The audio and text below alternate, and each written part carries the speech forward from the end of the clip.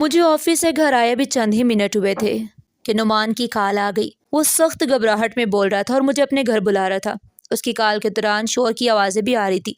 میں نے پوچھا نعمان خیر تو ہے نا؟ اس پر وہ بولا کہ خیر نہیں ہے، بس تم جلدی سے آ جاؤ، اور ہاں بھابھی کو ساتھ ضرور لے کر آنا۔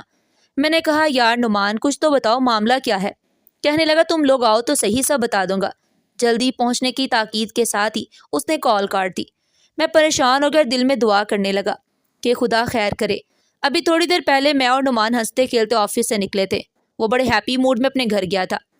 ابھی 10-15 منٹ کے بعد اس کی گھبرائی آواز اور پریشانی میں کال کر کے اپنے گھر بلانا، یہ سب میری سمجھ سے بالکل باہر تھا۔ اب اتفاق سے میری بیوی میکے گئی ہوئی تھی تو میں گہری سوچ میں گمسم بیٹھا تھا، تو والدہ صاحبہ میرے کمرے میں آئیں۔ تب ان کے پوچھنے پر ساری بات ان کے گوش گزار کی تو امی کہنے لگی چلو میں تمہارے ساتھ چلتی ہوں، تم جلدی سے موٹر سائیکل نکالو۔ اگلے 10 منٹ کے بعد ہم ماں بیٹا نعمان کے گھر کے گیٹ کے سامنے کھڑے تھے۔ ڈور بیل بجائی تو فوراً نعمان نے گیٹ کھول دیا۔ جیسے ہم گھر کے اندر داخل ہوئے تو دیکھا کہ نعمان کی بیوی ماریا، جس کے سر کے بال بکھرے ہوئے تھے اور کپڑے پھٹے ہوئے تھے، اس کے انگاروں کی طرح سرخ آنکھیں تھی جسے وہ نعمان کو گھور رہی تھی۔ پھر اس نے جنونی انداز میں سر کو دائرے کی شکل میں پوری شدت سے گھمانا شروع کر دیا، جس سے اس کے کھلے ہوئے بال بھی ہوا میں لہرانے لگے۔ ہم یہ منظر دیکھ کر حیران رہ گئے۔ امی کچھ معاملہ سمجھ گئیں۔ انہوں نے بسم اللہ درود پاک اور آیت الکرسی پڑھ کر نعمان کی بیوی ماریا پر پھونک ماری اور آگے بڑھ کر اس کے سر پر دوپٹہ اوڑھا، اس کی حالت ٹھیک کی اور اسے اپنے ساتھ صوفے پر بٹھا لیا۔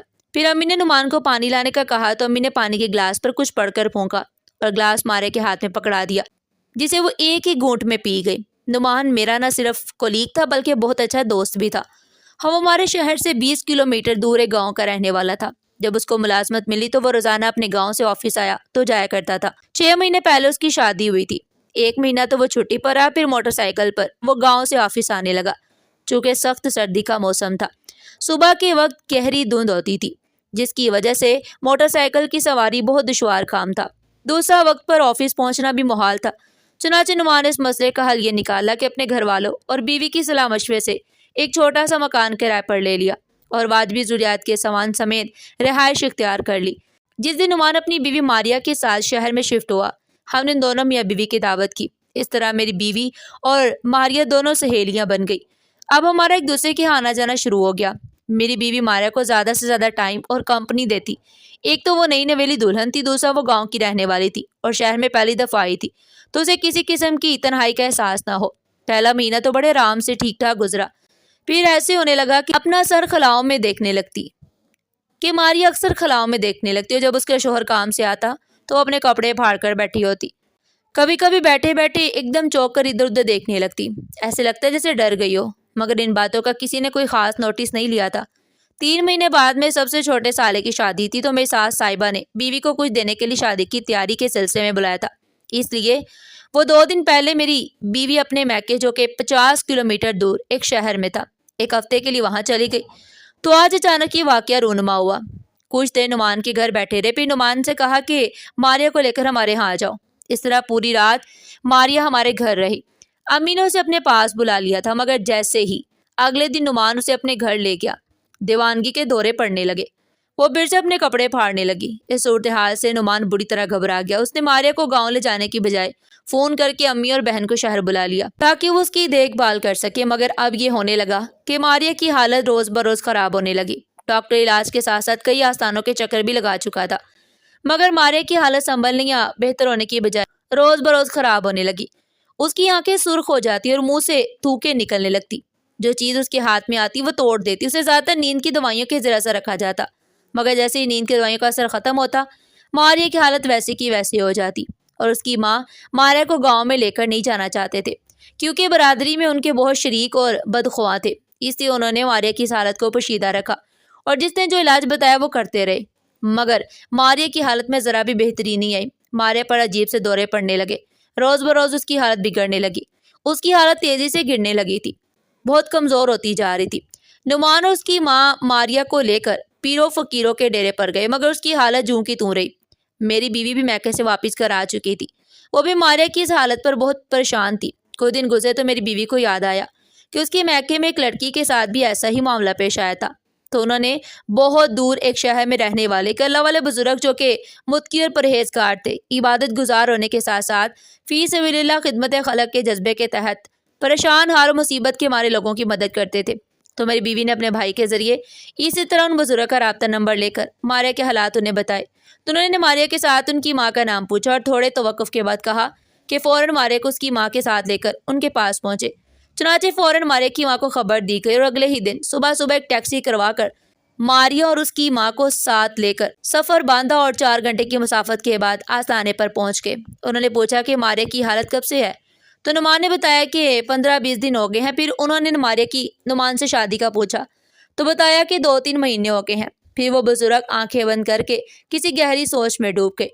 10 منٹ کے بعد انہوں نے آنکھیں کھولی اور گویا ہوئے کہنے لگے کہ وہ معاملے کی تہہ تک پہنچ گئے ہیں۔ انہوں نے ماریہ کی ماں سے پوچھا، ماریہ کی نعمان سے شادی سے پہلے کوئی رشتہ ماریہ کے لیے آیا تھا؟ تو ماریہ کی ماں نے جواب دیا کہ آج سے 9-10 مہینے پہلے کی بات ہے کہ ایک شمریز نامی لڑکے کا رشتہ آیا تھا ماریہ کے لیے۔ 1 مہینے تک بات چلتی رہی، پھر ماریہ کے باپ نے رشتہ دینے سے منع کر دیا۔ بزرگ نے تفہیمی انداز میں سوال کیا کہ انکار کی وجہ کیا تھی؟ تو ماریہ کی ماں نے بتایا کہ ایک تو لڑکے کی عمر بہت زیادہ تھی، دوسرا اس کا چال چلن بھی ٹھیک نہیں تھا، تیسرا لڑکے کا کوئی اچھا سا کاروبار بھی نہیں تھا، چوتھا لڑکے کے گھر والوں نے بہت سی جھوٹی باتیں بتائی تھی۔ تو اس بنا پر ماریہ کے باپ نے رشتے سے انکار کر دیا۔ اس کے فوراً بعد نعمان کا رشتہ آیا جو کہ ہمیں ہر لحاظ سے مناسب اور موزوں لگا۔ ہم نے اس کو قبول کر لیا اور جلدی شادی بھی کر دی۔ بزرگ نے پوچھا کہ ماریہ کا باپ کدھر ہے؟ تو ماریہ کی ماں نے ٹھنڈی آہ بھر کر کہا کہ محترم وہ تو پچھلے 1 مہینے سے ہاسپٹل میں ہے، ڈاکٹر ابھی تک ان کا مرض معلوم نہیں کر سکے۔ پہلے ماریہ کے باپ کی پریشانی تھی، ماریہ کے ساتھ یہ بات ہو گئی کہ میری ایک ہی بچی ہے جس کا بڑے چاہوں سے بیاہ کیا ہے، اب اس کی یہ حالت ہو گئی۔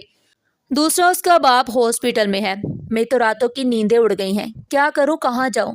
تو بزرگ کہنے لگے مایوسی گناہ ہے، پریشان نہ ہو، اللہ کرم فرمائے گا، انشاءاللہ ماریہ اور اس کا باپ ٹھیک ہو جائیں گے۔ بزرگ نے حوصلہ دیا۔ پھر ماریہ کی ماں سے پوچھا کہ جب شمریز کے رشتے سے انکار کر دیا تھا تو اس کے بعد کوئی واقعہ رونما ہوا یا کوئی خاص بات ہوئی تھی؟ ماریہ کی ماں کچھ دیر سوچتی رہی، پھر بتانے لگی جب نعمان سے ماریہ کا رشتہ پکا ہو گیا تو اس کے بعد ماریہ کے ابو کا کاروبار خسارے میں جانے لگا اور آئے روز کوئی نہ کوئی نقصان ہونے لگا۔ جب ماریہ کی رخصتی کر دی تو کچھ دنوں کے بعد ہمیں اپنے مکان کے باہر دیوار پر خون کے چھینٹے نظر آئے تھے۔ پھر اس کے بعد ہمارے صحن میں خون کے لوتھڑے، کسی پرندے کے چھوٹے چھوٹے انڈے بھی گرنے لگے۔ میرا ماتھا اسی وقت ٹھنکا کہ ضرور کوئی بات ہے۔ میں نے ماریہ کے والد سے کہا کہ کسی بزرگ سے مل کر اس کا توڑ کر آئیں، لیکن وہ تعویذ گنڈوں کو نہیں مانتے۔ چند دن گزرے تو ماریہ کے والد کی اچانک طبیعت خراب ہو گئی۔ بیماری سے پہلے وہ خود چڑچڑے ہو گئے تھے، بات بات پر کاٹ کھانے کو دوڑتے تھے۔ پھر آہستہ آہستہ ان کی طبیعت زیادہ بگڑنے لگی اور پھر یہاں تک نوبت آ گئی کہ انہیں ہاسپٹل میں داخل کروانا پڑا، جہاں ان کے کئی مہنگے ٹیسٹ، الٹرا ساؤنڈ وغیرہ ہوئے، مگر ان کا مرض کسی ڈاکٹر کی سمجھ میں نہیں آ سکا۔ ان کا وزن بھی بہت کم ہو گیا، جسم سوکھتا جا رہا تھا، وہ ہر وقت خلاؤں میں گھوٹتے رہتے اور اچانک ان پر کبھی گھبراہٹ طاری ہو جاتی، بے چینی اور بے قراری کی کیفیت ان پر حاوی ہو جاتی، کبھی لیٹ جاتے، کبھی اٹھ کر باہی کو دوڑنے لگتے اور کبھی انتہائی غصے میں آ کر مارنے کو دوڑتے۔ ہمارا تو سب کچھ اجڑ گیا ہے، کاروبار تک تباہ ہو گیا، اب اوپر سے ماریہ کی حالت ہو گئی ہے، کیا بنے گا ہمارا؟ اتنا بتا کر ماریہ کی ماں زاروں کو تار رونے لگی اور روتے روتے اس کی ہچکیاں بن گئی۔ بزرگ فرمانے لگے بی بی اللہ سے کبھی نا امید نہیں ہونا چاہیے، وہ ہر چیز پر قادر ہے، وہ بہت رحمان و رحیم ہے، آپ رونا بند کرو، انشاءاللہ سونے رب کے کرم سے ماریہ اور اس کا باپ دونوں بہت جلد ٹھیک ہو جائیں گے۔ بزرگ اب ماریہ کی تو متوجہ ہوئے۔ ماریہ جو کہ بے انتہا خوبصورت اور حسین تھی، گورا چٹا رنگ، چہرے پر انتہا کی معصومیت و سادگی، مگر اس وقت اس حال میں تھی کہ بار بار سر سے دوپٹہ اتار پھینکتی، سر کے بال کھول دیتی، ایک پاؤں کی شلوار پنڈلیوں تک اوپر چڑھی ہوئی ہوتی۔ بزرگ نے براہ راست والدہ کو مخاطب کیا، بیٹی میری آواز سن رہی ہو؟ ماریہ بیٹی کیسی طبیعت ہے؟ تمہیں کسی چیز کی ضرورت محسوس ہو رہی ہے؟ مگر ماریہ کسی بھی بات کا جواب دینے کی بجائے ان کے چہرے کی طرف تکنے لگی۔ بزرگ نے ماریہ کے سر پر ہاتھ رکھا تو اگلے ہی لمحے اس نے نظر جھکا لی۔ بزرگ نے دعا کے لیے اللہ کی بارگاہ میں ہاتھ اٹھا دیے اور رب کے حضور ماریہ اور اس کے باپ کی صحت یابی کے لیے دعا کی۔ پھر ماریہ کو دم کیا اور پانی کی ایک بوتل منگوائی، پانی پر دم کی اور ہدایت کی کہ سب سے پہلے فوراً اللہ کی راہ میں صدقہ خیرات کریں اور آج کی رات اسی شہر میں رک جائیں، صبح 11 بجے کے بعد آئیں اور پانی کی بوتل ساتھ لے کر جائیں۔ ہر 1 گھنٹے کے بعد تھوڑا تھوڑا پانی ماریہ کو پلاتے رہے۔ بہتر یہی ہے کہ اسی شہر میں آج کا باقی دن اور رات قیام کر لیں، انشاءاللہ اول تو کچھ نہیں ہوگا، خدا نہ خواستہ ماریہ کی حالت یا طبیعت بگڑنے لگے تو فوراً انہیں خبر دی جائے۔ یہ کہہ کر انہوں نے سب کو رخصت کیا اور پھر دوسرے لوگوں میں مصروف ہو گئے۔ وہ بزرگ جن کا شمار خدا کے برگزیدہ بندوں میں ہوتا تھا حقیقی اور خالصتاً اللہ اور رسول پاک صلی اللہ علیہ وآلہ وسلم کی رضا اور خوشنودی کے لیے مخلوق خدا کی خدمت کرتے اور اللہ سے رو رو کر فریاد اور دعا کرتے کہ سب کی مشکلیں آسان ہو، تمام بیماروں کو شفا ملے، پریشان حال لوگوں کی پریشانیاں دور ہوں، بھٹکے ہوئے لوگوں کو راہ راست نصیب ہو۔ انہوں نے اس رات ماریا اور اس کے باپ کے لیے تعویذ لکھنے سے پہلے مراقبہ کیا تو کچھ عجیب طرح کی صورتحال ان کے سامنے آئی۔ دیکھا کہ ایک تانگے میں 6 یا 7 لڑکیاں کہیں جا رہی ہوتی ہیں، گھوڑا سرپٹ بھاگ رہا ہے کہ اچانک یہ گہرے کھڈے میں ٹانگے کا پہیا جاتا ہے اور اگلے ہی لمحے ٹانگا الٹ جاتا ہے، لڑکیاں شور مچانے لگ جاتی ہیں، ہر طرح زخمی ہو جاتا ہے گھوڑا بھی بے سٹ پڑا ہوتا ہے اور اس نام میں ایک چیل اور گرد نما بہت بڑا پرندہ تیزی سے آتا ہے اور ایک لڑکی پر جپٹ پڑتا ہے اور اس کے سر پر لگا کچرا اتار کر لے جاتا ہے اور دوسرا حملہ کوچوان پر ہوتا ہے اور وہ اپنے نوکیلے پنجوں سے اسے اور زخمی کر دیتا ہے۔ پھر چاروں جانب سے خون کے چھینٹے پڑتے ہیں اور ساتھ ہی فضا میں گہرا گرد و غبار پھیل جاتا ہے۔ اس مراقبے کے بعد انہوں نے کافی دیر سوچا، پھر 3 تعویذ لکھے اور ذکر و اذکار وظائف کے بعد سو گئے۔ اگلے دن مقررہ وقت پر وہ لوگ ماریا کو لے کر آ گئے۔ پچھلا دن اور رات سکون سے گزری، وہ پرسکون اور نارمل رہی، دیوانگی کا کوئی دورہ نہیں پڑا تھا۔ بزرگ نے ماریا کو دم کیا اور تعویذ دیا کہ اسے خالص چاندی کے ہول میں پیک کروا کر اس کے گلے میں ڈال دیا جائے، مگر تعویذ ڈالنے سے پہلے ماریا کو دم کیے ہوئے پانی سے اچھی طرح نہلایا جائے اور نیا سوٹ پہنایا جائے، اس کے زیر استعمال کپڑے خیرات کر دیے جائیں۔ ساتھ انہوں نے چینی اور پانی دم کر کے دیا کہ 7 دن تک دن میں 3 بار چٹکی بھر چینی کھلائیں اور تھوڑا تھوڑا پانی پلایا جائے۔ دوسرا تعویذ ماریا کے والد کے لیے تھا کہ انہیں ہسپتال سے گھر لے آئیں اور اس کے گلے میں تعویذ ڈال دیں اور ان کے لیے بھی چینی اور پانی دم کر کے دیا۔ تیسرا تعویذ ماریا کے والد کے کاروبار کے لیے دیا کہ آئندہ کے لیے کوئی نقصان نہ ہو اور دوبارہ سے کاروبار چل پڑے، اور اس کے لیے ہدایت کی کہ اسے کسی کے علم میں لائے بغیر یا تو دریا میں بہا دیا جائے یا پھر کسی کنویں میں ڈال دیا جائے، جب تک حالات صحیح نہیں ہو جائے اپنے خامند نعمان کے گھر میں رہے اور اس کا والد بھی اپنے گھر میں رہے۔ اس زمن میں مکمل خاموشی اور احتیاط رکھی جائے۔ اس دوران اگر خدا نہ خواستہ کوئی غیر معمولی صورتحال کے واقعہ رونما ہو تو فوراً ان بزرگ کو تفصیلاً مکمل حالات سے آگاہ کیا جائے۔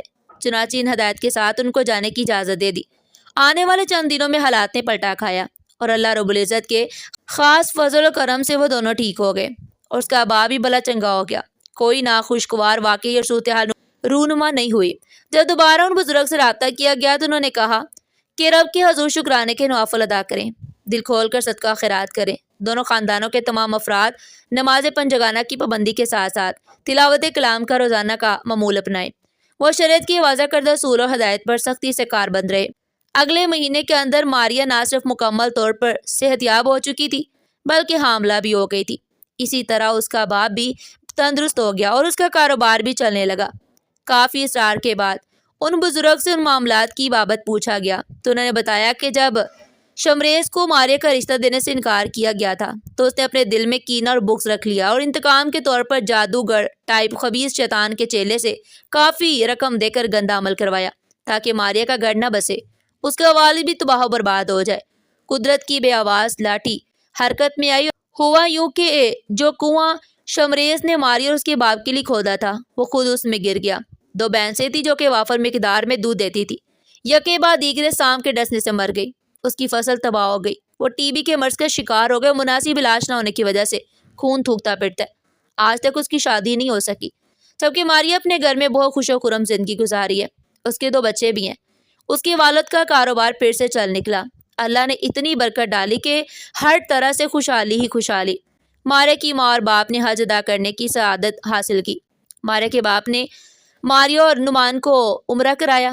اب نعمان نے شہر میں مکان بنانے کے لیے 10 مرلے کا پلاٹ بھی لے لیا ہے۔ شمریز اپنی بد فطری، حسد، کینہ اور انتقام لینے کی کوشش میں انجام بد سے دوچار ہو کر دوسروں کے لیے عبرت کا نشانہ بن چکے۔ سچ کہتے ہیں گندم بیچ کر چنا نہیں کاٹ سکتے۔ ناظرین، آپ کو ہماری آج کی کہانی کیسی لگی؟ کمنٹ سیکشن میں اپنی قیمتی رائے کا اظہار ضرور کیجیے گا۔ اس طرح کی مزید سبق آموز کہانیاں سننے کے لیے چینل کو سبسکرائب کریں، ویڈیو کو لائک کریں اور زیادہ سے زیادہ شیئر کریں۔ پھر ملتے ہیں ایک نئی سبق آموز کہانی کے ساتھ۔ تب تک کے لیے اپنا بہت سارا خیال رکھیے گا۔ شکریہ۔ اللہ حافظ۔